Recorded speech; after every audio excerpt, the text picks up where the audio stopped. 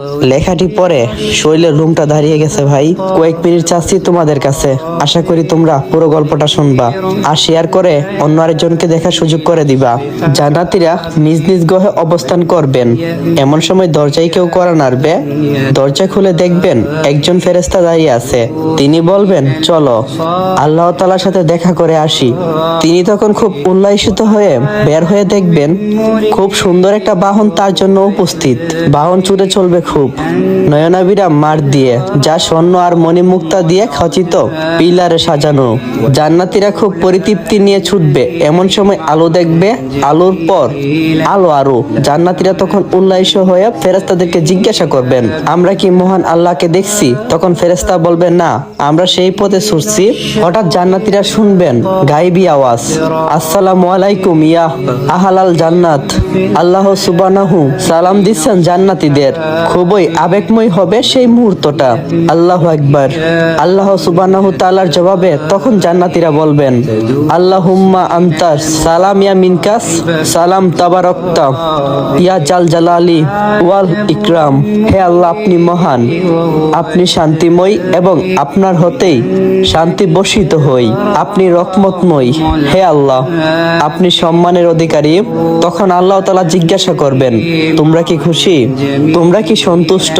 আল্লাহ জাহান্নামের আগুন থেকে বাঁচিয়ে আমাদেরকে জান্নাত দিয়েছেন, আমরা সন্তুষ্ট না হয়ে পারি? আল্লাহ তাআলা তখন জিজ্ঞাসা করবেন, তোমাদের আর কি চাই? তখন জান্নাতীরা বলবেন, ইনশাআল্লাহ আমাদের আর কোনো কিছু চাই না। আল্লাহ তাআলা বলবেন, না না না, তা বললে হবে না, আজ তো দেওয়ার দিন, আমি তোমাদেরকে আরো দেব, যদি চাও তাহলে বলো। জান্নাতীরা বলবে, ইনশাআল্লাহ। ও আল্লাহ, আমরা আপনাকে দেখতে চাই।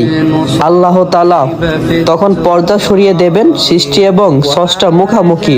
চোখ বন্ধ করে একটু চিন্তা করুন, সারা জীবন দুনিয়াতে যাকে ডেকেছেন, যাকে না দেখে চোখ দিয়ে অজরে পানি পড়তো, কাউকে না বলা আপনার একান্তই কথাগুলো যাকে বলছেন, খুব বিপদে কেউ নেই কেঁদে কেঁদে যাকে বলছেন, পকেটে টাকা ঘরে খাবার নেই, অনিশ্চিত ঔষধ দেখে খাবারের ব্যবস্থা করছেন যিনি, কতই চাওয়া মাকে বলিনি, বাবাকেও বলিনি, রাতের আধারে কেঁদে কেঁদে মহান আল্লাহকে বলছি, কত অপরাধ করছি কেউ দেখিনি, একজন দেখছেন, কিন্তু তিনি গোপন রেখেছেন, বারবার ভুল করেছি, তিনি ক্ষমা করছেন, অদৃশ্য ইশারায় সাবধান করে দিয়েছেন, মমতাময়ী মা আমার আদরের সন্তান, প্রিয়তমা স্ত্রীর ভালোবাসা দিয়ে অদৃশ্য ভালোবাসা আমাকে যিনি দিয়েছেন আর সবচেয়ে বেশি ভালোবেসেছেন, সবচেয়ে আপন সুমহান প্রতিপালকের মুখামুখি। সাহাবীদের প্রশ্নের জবাবে নবীজি সাল্লাল্লাহু আলাইহি সাল্লাম বলবেন, আমরা যেমন পৃথিবী থেকে চাঁদকে স্পষ্ট দেখি, আমরা আল্লাহ সুবহানাহু তাআলাকে ঠিক এভাবেই দেখব ইনশাআল্লাহ।